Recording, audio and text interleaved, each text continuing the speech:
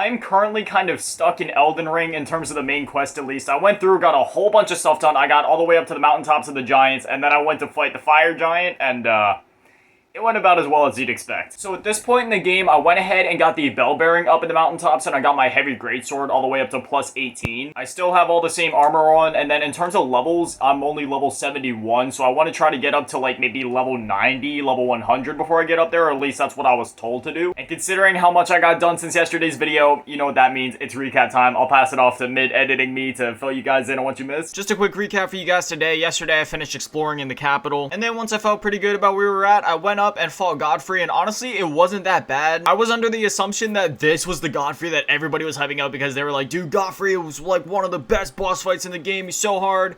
Meanwhile, I got him like first attempt. But thankfully, after making a post and getting some reassurance from you guys, this is not the Godfrey everybody was referring to, so I've yet to see the worst. And after that, I immediately went upstairs and fought Margot, and I was stuck on it for a little bit, but once I got its moves down, it really wasn't that bad either. I got it down to literally like an inch away from death like 3 times, so at that point, I just got frustrated and started using Melina as a summon, and I figured at this point, like, thematically with the story, I kind of feel like in my head that it's canon that Melina would be there fighting with you. I don't know, that's just the way I see it. Like, y'all have been through so much together, so I feel like it's just right for her to finally pick up the sword and start fighting alongside you, and I thought, like, in terms of the spectacle, it looked even cooler that way. If I'm gonna be honest, this is one of those situations, though, where I feel like the fight is weirdly easier without summons, just because obviously once you do use a summon, it increases their health pool, and there was many times where I actually did a lot better when I wasn't using summons, but at that point, you know, I had already started using the summon, and again, I kind of liked how it looked with her being there, so I just decided to keep using it. And then after all that epicness, I took the lift and I fought the Fell Twins.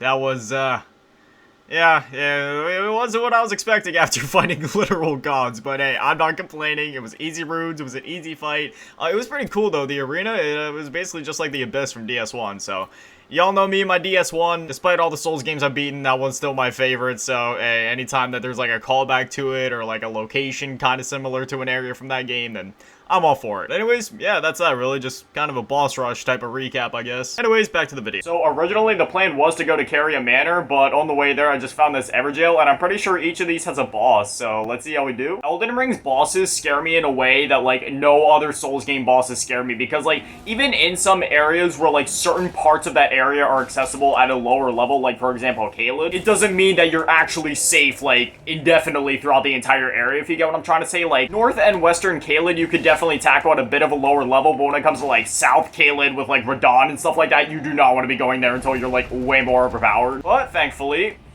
this guy was a bit of a pushover, so that's another boss we can check off the list of 238. When I first started playing this game, I had the goal in mind of 100%ing it, beating every boss, every invader, every possible encounter, but it's not happening. Don't get me wrong, I love this game to death, and I would love to 100% it, but I think that's something that I'm gonna try to tackle in, like, New Game Plus, maybe. I just get the feeling that if I would actually try to go through and 100% the game and beat all 238 bosses, invaders, get all the items that I can, everything like that the game would just start to feel more like a checklist and less like, you know, a game. And I definitely don't want that to happen because, you know, right now I'm really loving this game. Like, despite all the flaws that it has and all the complaints that I've been making, and trust me, I've been making quite the amount of complaints if you've been looking over my community tab. Despite all that, I still love this game. Does it hold a candle to something like Dark Souls 1? In my honest opinion, as hot take as this may be, I don't think it does. I mean, granted, I am biased because Dark Souls 1 was my first Souls game, and even though I did just play it for the first time 2 months ago, I already have some sort of weird sense of nostalgia almost for it, and that's so weird to say because, again, I just beat it for the first time like 2 months ago. But seriously, man, there's something about Dark Souls 1, it is just an unforgettable experience, and I feel like that's just how it is for your first Souls experience, no matter which game it was, whether it was Dark Souls 1, Dark Souls 2, Dark Souls 3, like,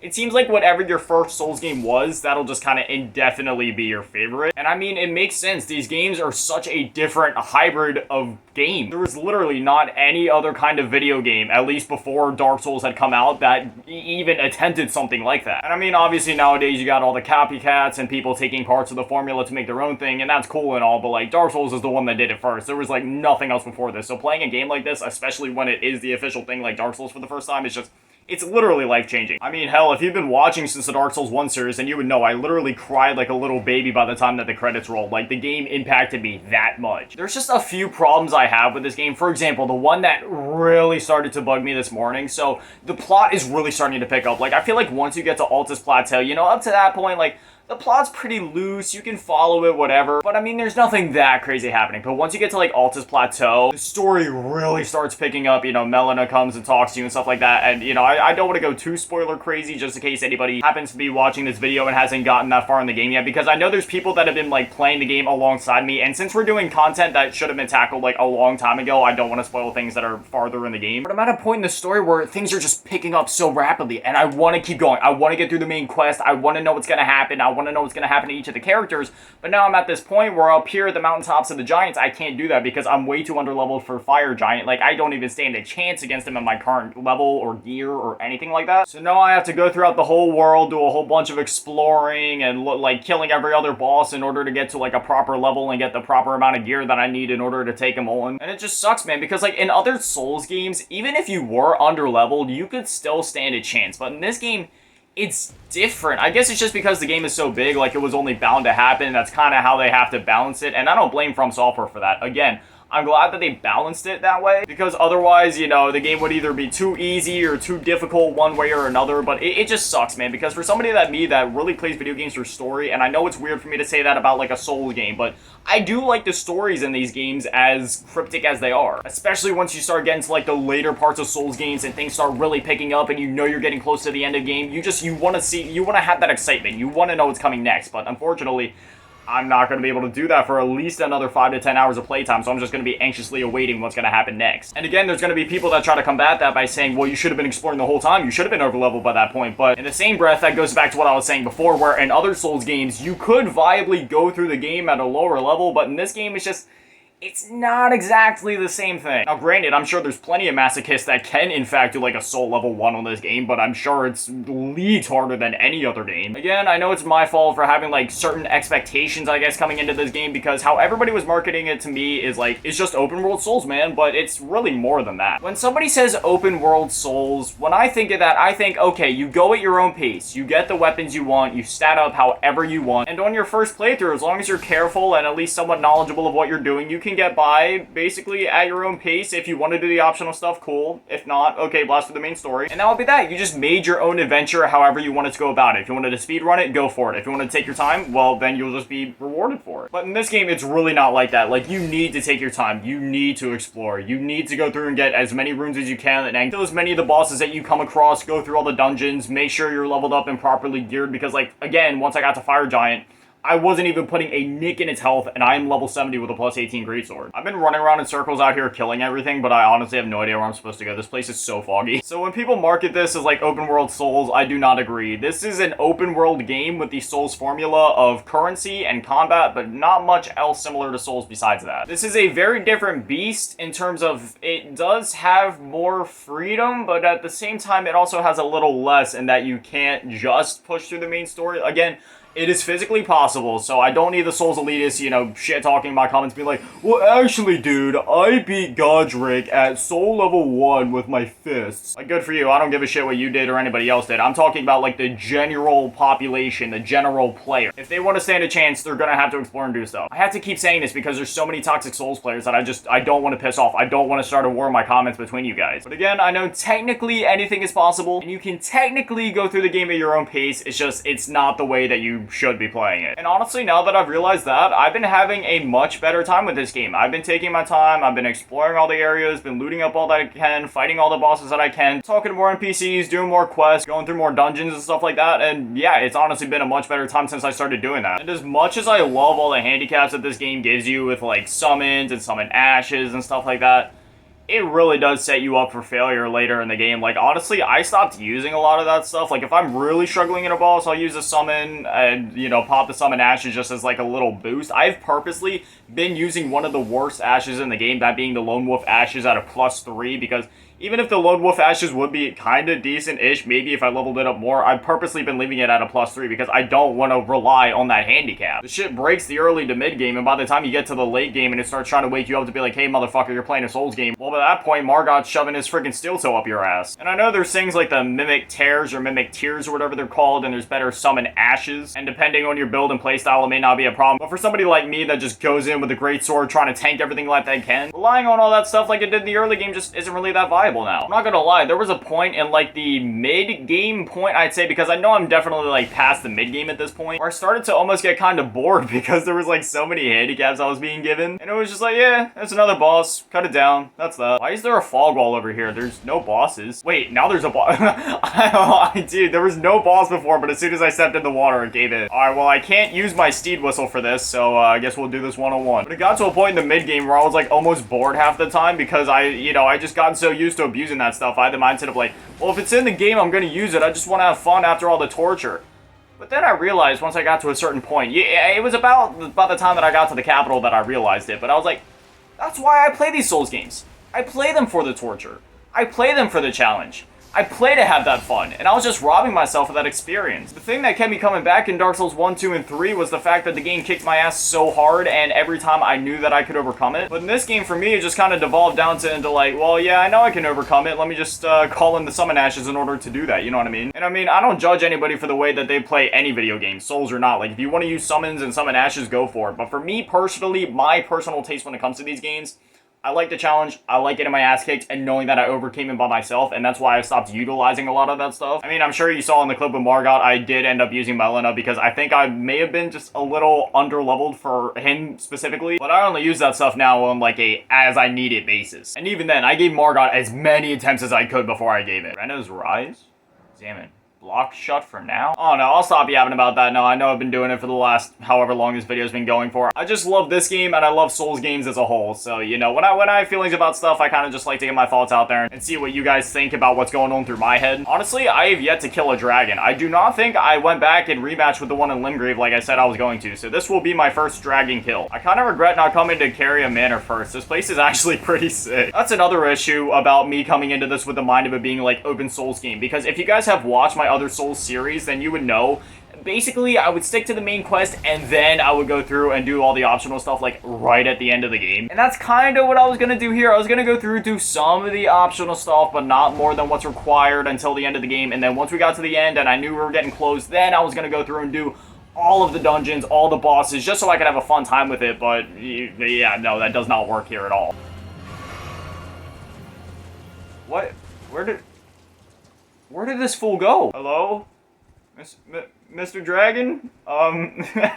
He just flew away, man. I ended up like over halfway. What is this? Well, I mean, that kind of sucks. He just stole my first dragon kill from me, freaking pussy. Dude couldn't take the heat. He just flew away. Ranni's right. Wait, wasn't this the place that was closed off before? Oh my god, dude. Look at this view. We're so high up. Oh my gosh. Wait, we can get even higher? No way. It's a witch lady. What do you do? Are you mean? Are you cool? A tarnished here. That is me.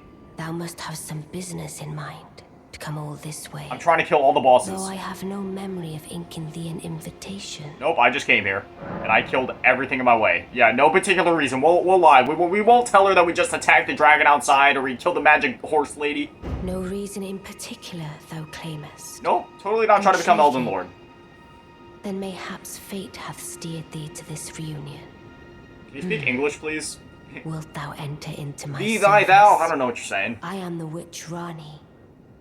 I stole death long ago, and search now for the dark path. Oh, you go to the dark that I side? might one day upend the whole of it, and rid the world of all that came before. Well, has that roused thy interest? I mean, sure. I'm cool with the dark side. I'll become a Sith with you. Well may. Sith Ranni. That actually sounds kind of badass. A rare sword. Not many would have accepted the offer. Yeah, well, I've also killed gods in my time. As much of those under my command.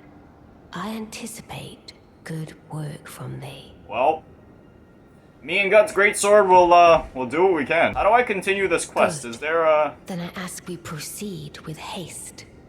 Art thou aware of the star that struck Limgrave? It left a vast crater, and through it, lieth the eternal Is city she talking of about the... Nocturne.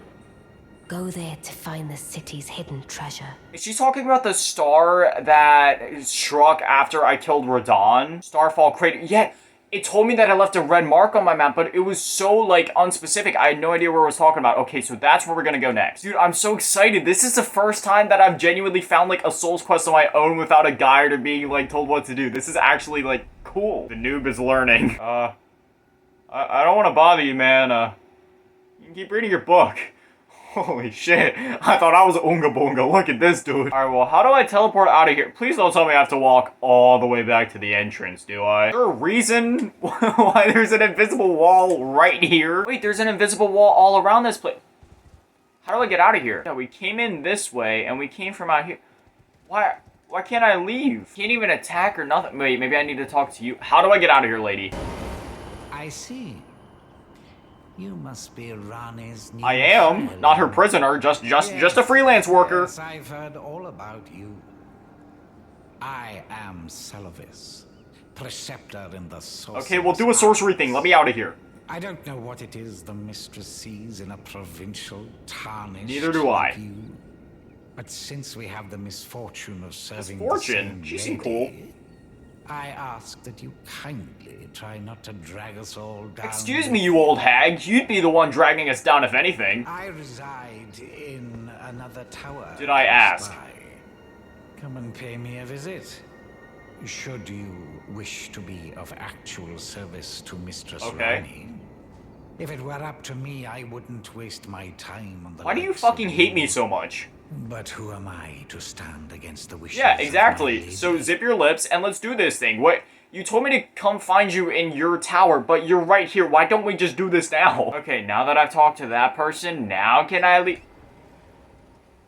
How do I get out of here? Well, for now, I think I'm gonna sit here and, chill with this homie reading his book. If you guys could let me know how to get out of here, I'd really appreciate it. I don't know how long that dude behind me is gonna stay friendly. Anyway, as always, a shout out to the patrons, Carmen Grandma, Little Bitty Tab, Big Daddy Mandy, Desperado, Chalupasaurus Rex, Razak Polar, Ray, Doe Webster, and Low Mousy Bianca. I think off camera, I'm gonna keep doing this thing where I just kill bosses, try to level up, get us to a good level so then we can keep advancing the main plot. Yeah, thank you guys for watching. Have an amazing day. Stay beautiful. I love you all. Peace.